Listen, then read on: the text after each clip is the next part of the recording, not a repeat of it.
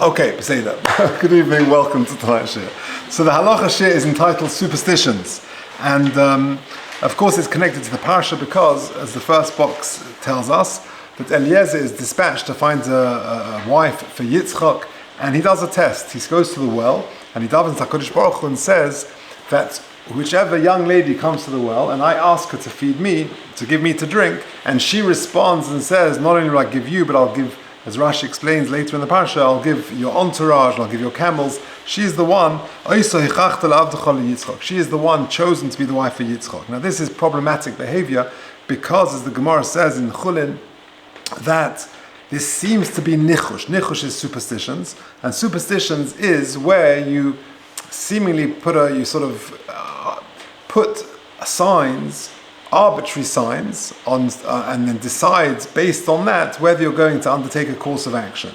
And we'll see more of that in a second. But the chinuch in mitzvah Reish Mem Tes, in mitzvah 249, Shloi Nachesh, he gives details of this prohibition, of this lav, and the chinuch writes, Kagain, ha'omer nofla pitzi mipi, if a person says that a bit of bread is fallen out of my mouth, nofla makli miyodi, or my stick, my staff has fallen out of my hand, Avar hanochash miyamini v'shul mismoili, a nochash, a snake is on my right and a fox is on my left, v'yimona mipnei kein me'asos shemaisa, and because of that he holds back from doing an action, v'chein kagoin mashayomer hamoinei am hasichlim, like many foolish people say, oirev tzayek, there's a crow who's crowing, oive al rosha over you, flying over your head, oikiven shorisi dova ploini b'tchilas hayom, loy arviach hayom, I saw a certain bad thing happen at the beginning of the day, I'm not going to make any money today, and you don't go to the marketplace as a result, some bad thing will happen.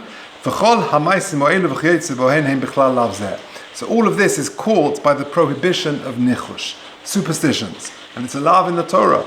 Now, what is the reason that HaKadosh Baruch Hu put it in there? Why is it prohibited? So again, the chinuch, like I mentioned, is one of the Monei HaMitzvahs. He lists what the 613 mitzvahs are, and he gives details of each one, and he goes and gives explanations of the reasons. And he always starts off, Mishar Sheh HaMitzvah, which means of the reasons. He's not saying, Shorish HaMitzvah, the reason is X, Y, or Z, because it's conjecture. Ultimately, HaKadosh Baruch Hu knows why there are all the mitzvahs. We give Tamei HaMitzvahs, the reasons, we conjecture, perhaps this is the reason. Anyway, the chinuch says, if you're listening online, please email me at j.golker@gmail.com and I'll send you the handout. Mishar HaMitzvah zu, of the reasons, and he gives two reasons. Lefisha inyanim eilehem divrei shigaon. It's all crazy, it's nonsense. The sichlus gemura is total foolishness. V'la'am kodesh amitzi, and for a holy, genuine people, asher bocha hakel, lo yeyos lohem sheyishu b'divrei sheker. It's not appropriate for us to be involved in such nonsense. That we, decide to go on a business trip or not go on a business trip just because a black cat crossed our path. That's crazy. V'oid, in a second reason, shehem sibel hadiach ha'odem be'emunas Hashem. Ultimately, it's a problem that it might divert a person and trouble his emunah, because he might, because he might come to total kfir, total denial. He thinks it's all random. Whether I'm going to succeed in this particular business deal or any endeavor is because of some arbitrary random event, because a black cat crossed the path or whatever it may be. That's foolishness, and not only is it foolishness, it might cause a person to become a kofar, to believe in randomness and deny the hashgacha of HaKadosh Baruch Hu. Okay, that's the Hakdama. Now, there is an important Gemara in Chulin Daf Tzadi Hey on the base. Let's do the Gemara together. Paragraph 4. Rav have a ka'ozel lebei Rav Chanan Chasnei. Rav, one of the great Amoraim, have a ka'ozel lebei Rav Chanan Chasnei. He was going to visit his son-in-law, whose name was Rabbi Chanan. Now, to get there, he had to take a ferry. So imagine, he lived in Bournemouth, and he wanted to go to the Isle of Wight. So the only way to get there is to take a ferry. So he went to the ferry port, and as he got there, the ferry just arrived. You go to the train, you get on the train, and suddenly you get on the platform, all of a sudden the Edgware train comes. So he said, Oma, mavra ka'osi la'ape yom etav legav. It's going to be a good day. It's going to be it's good news. There's going to be a yontef going on in my daughter and son-in-law's house. Ozul kama baba. He went to the house. He arrived at his daughter and son-in-law's house, and he looked through the door. There must have been sort of slats or something, and he looked through, and he saw a big piece of meat hanging from the ceiling. That's the sign that they're making a festive meal. In those days, they would go to the sheikhs and they would shech the animal, and a big piece of meat is getting ready to be cooked. So there's some sort of festivity going on. Tarif Ababa, he knocked on the door, Nafak Asukula Amalape, and everyone came to greet the great Rav, father, the grandfather, the great leader of the Jewish people. Also Tabachinami, and the butcher, the chef, came as well. And Rav didn't take his eye off the ball. In other words, he didn't take his eye off the meat, because he was chayshish for the halacha of basar shenis alei min ha'ayin, which is a halacha in Shulchan Aruch, that you're not allowed to, when you've got meat, you can't leave it unsupervised, unattended, unwatched. It's a halacha which is not so well known. Unless there's a certain simon on the meat, it's cut in a triangle, it's covered in a certain way, or it's wrapped in a certain way. For example, when Deliveroo became quite popular, this question was raised. You're getting your shawarma or whatever it is, your takeout, it's being delivered, it's leaving the restaurant, and it's being delivered by a non-Jewish Deliveroo person, where it's basar shenis alei min ha'ayin. So again, if it's wrapped twice, and then that would be okay. We get deliveries in school of the hot kosher food. We used to, at least before when the lunches were still delivered, and it would have to be wrapped in a certain way. And I got questions regularly. The wrapping came undone, what to do.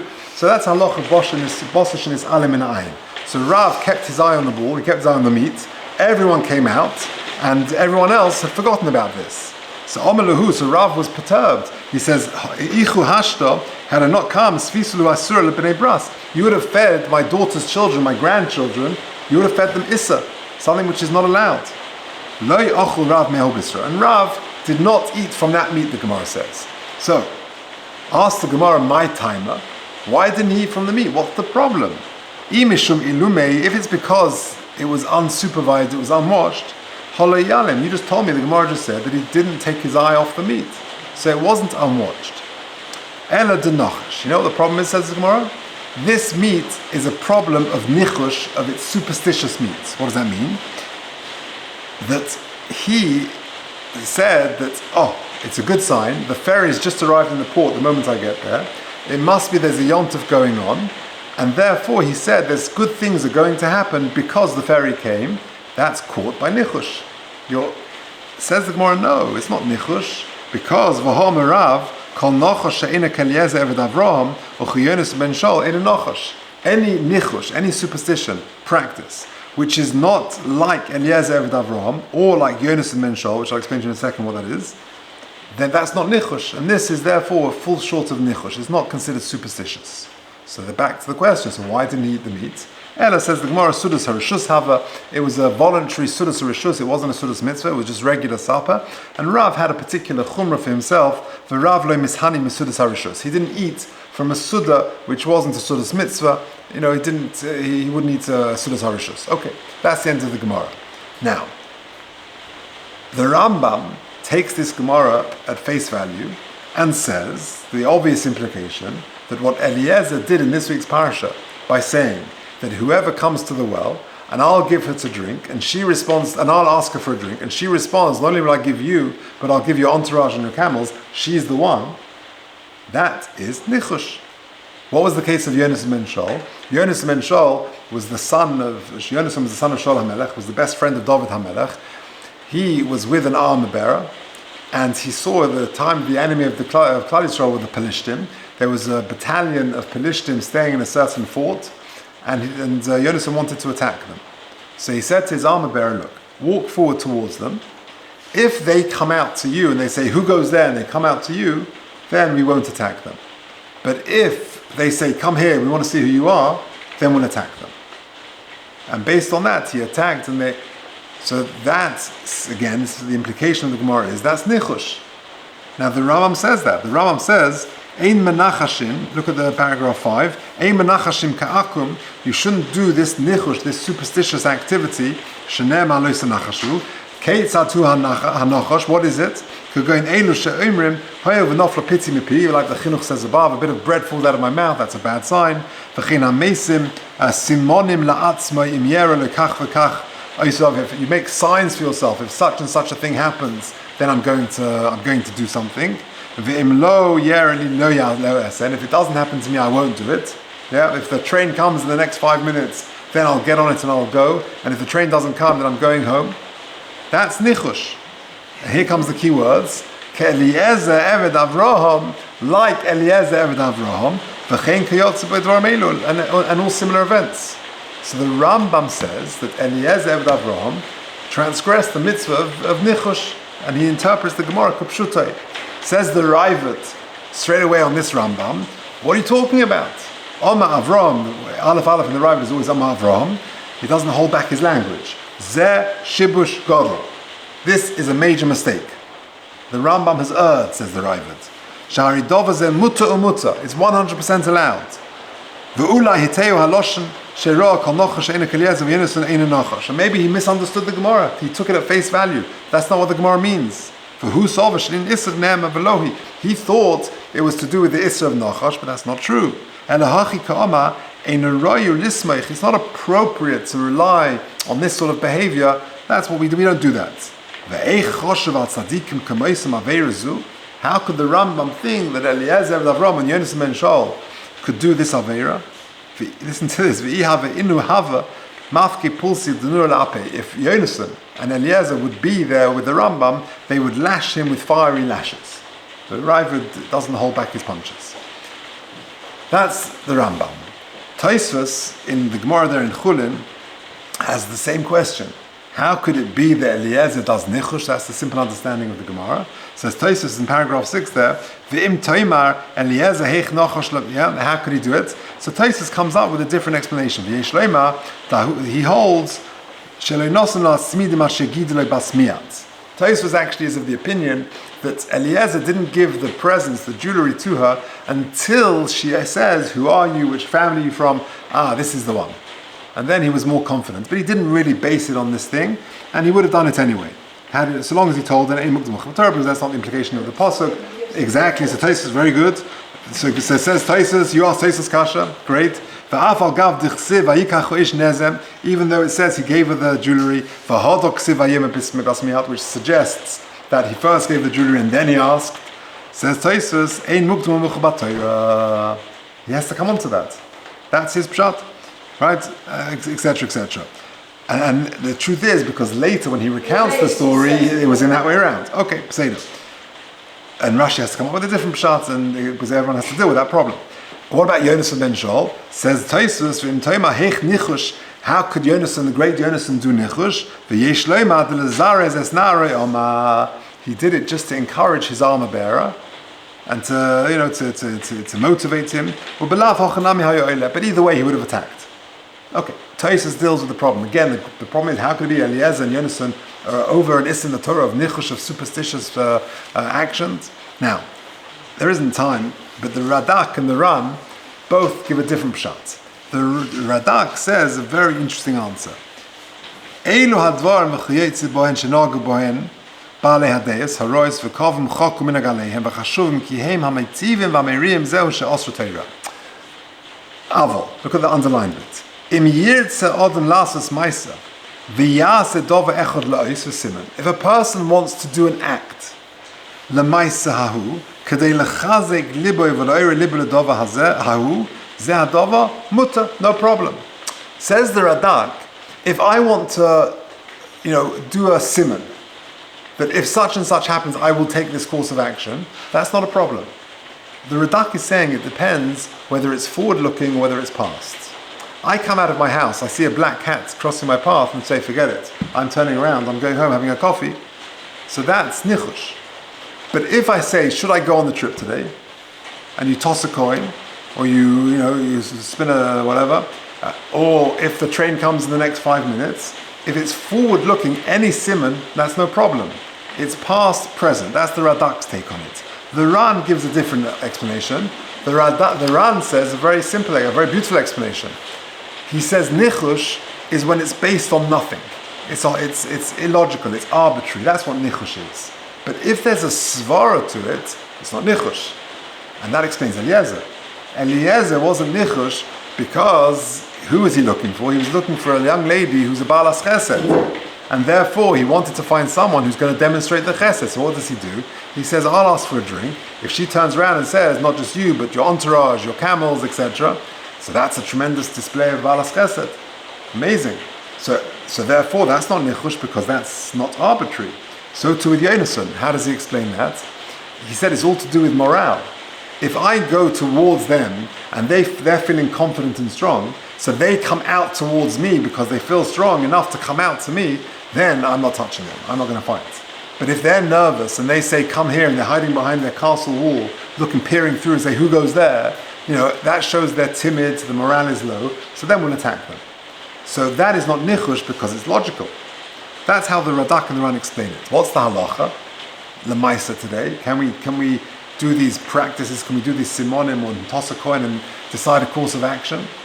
Says the Ramah in Shulchan Aruch in Yerodeh Siman Kufayin Tes in paragraph 9. Yesh oimrim the Adam mutal ases simon b'davar shel aset. A person's allowed to do a simon on something which is going to happen in the future. Kamoi she'osa Eliezer v'Avraham Yonason. You're allowed to do it. Who's he quoting? Tur v'harav David Kimchi. That's the Radak. Continues the Ramah. V'yesha Yisrin. Who's he quoting? The Rambam. So this is Machoikas finds its way into the Shulchan Aruch 2 days. What's the Ramah's personal preference? You see the passage how he concludes. V'hailech b'toim b'teach b'Hashem chesed yisayvivenu. Someone who goes in a straightforward path and doesn't rely on all these things, that's that and displays proper bitachon. Chesed, he'll be surrounded by chesed. Okay. Now, two ha'aras. Ha'ara number 1, the Gorel Hagra. Yeah, this is a famous area. We can give a whole shiur on this. It's a big topic. But there is a concept of the Gorel Hagra. When people find themselves in a very difficult situation, they're at a junction, they've got the decision to make, they don't know which way to turn. So there is a practice which predates the Gan, but it's popular. It's known as the Gan's Gorel, the lottery of the Gan. You take a certain type of chumash. I don't think it works with the art scroll chumash. It works with a certain type of chumash. And you open it a certain way, and 7 pages here, 7 pages there, and you 7 psukim, and you get to a pasuk, and that's meant to give you some sort of eitzah as to which way to turn. Now they tell a story. It's apparently the story is just not true. But I'm telling you the story, not that I've never verified it, I've never looked into it, but I understand it's not true. But it certainly explains what the Gan's Gorel is. What was the story? The Rabbi Aaron Kotler is leaving Europe, and he's not sure whether to go to America or to Eretz Yisrael. Apparently he does a Gan's Gorel, the pasuk comes out, he opens up, at Vayoma Hashem al Aaron, and remember at the time, the Gadol in America was Moshe Feinstein, which America was then a midbar, was a wilderness. The pasuk says, Vayoma Hashem al Aaron, Lech likras Moshe ha-midbar. Okay, now, that explains what a Gan's Gorel is. Did the story happen? I don't know. But apparently it didn't happen. I thought it did, but who knows? But I'll tell you a story that did happen. Because like this, the fellow who involved in the story told me the story himself. He was dating, this is going back 20 plus years. He was dating and he wasn't sure. Is she the one, is she not the one?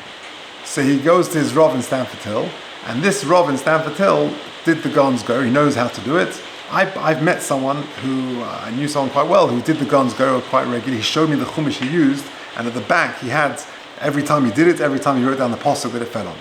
And he showed me, I've seen it. It's a certain type of chumash. Anyway, this fellow went to Stamford Hill, and he wasn't sure, so he goes, okay, we'll do the Gan's Gorel.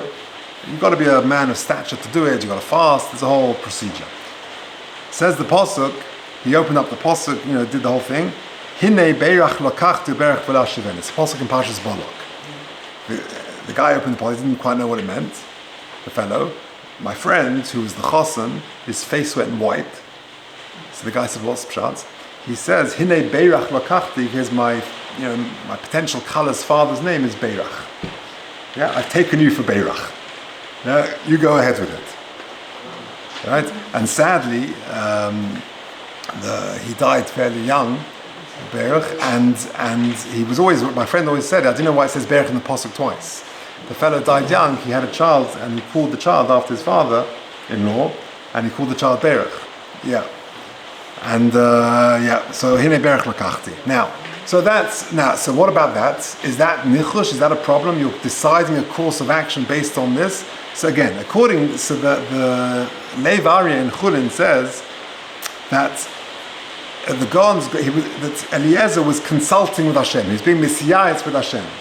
So according to the Radak, the Gaon's Gairel is no problem, because you're deciding a course of action based on a future event, so there's no problem. But according to the Rambam, even then it's okay, because the Gaon's Gairel, you're being Messiah with Hashem, you're consulting with HaKadosh Baruch Hu. It's not a problem of arbitrary type of action, deciding a course of action. You're being Messiah with Hashem. That's how they explain it. Now, one final thing. You go away for, it sounds, today's weather, it seems like a distant memory, but if you go on, summer holidays, right? Picture the scene, you go to Brighton, and you go along the pier, and on the pier you come to the lady has a big sign up, Mystic Meg. Yeah, she can read your palm, she can tell your future, and for £5 she'll tell you everything that's going to happen to you for the next 50 years. Are you allowed to or not? So amazingly, the Ber Heitzav there in Yerideh, in Kufa and Tes, he quotes the sefer called the Nachlas Shiva. The Nachlas Shiva says the following, look at this, the last box on the page. Yoire lahatir lahamoin am, hashoyel medorshin bizman hazeh lemachshefim, that nowadays people go to witches, or mystic megs, or whatever they're called.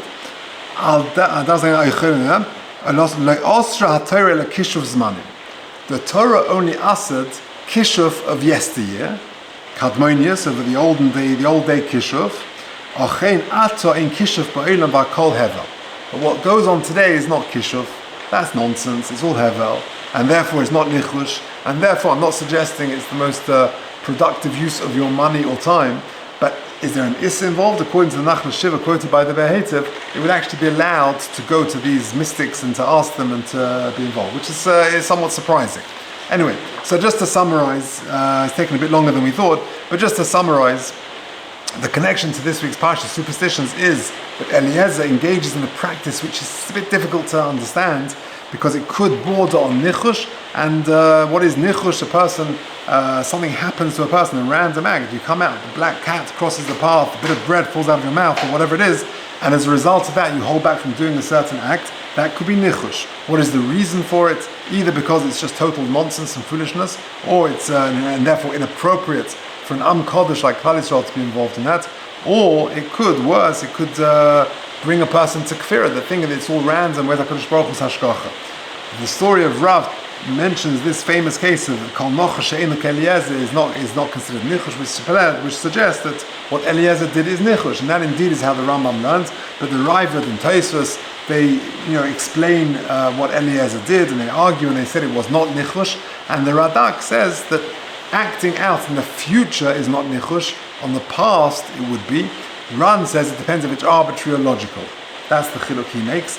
La halacha, both opinions are brought, as I mentioned to you, and the Gaon's Gairel, again, according to both, would seem to be absolutely in order. It doesn't fall foul of nichush, and visiting your local psychic or whatever, that, again, it seems to be, according to this Ber Heitzav, quoting the Nachlas Shiva, that would be acceptable and allowed.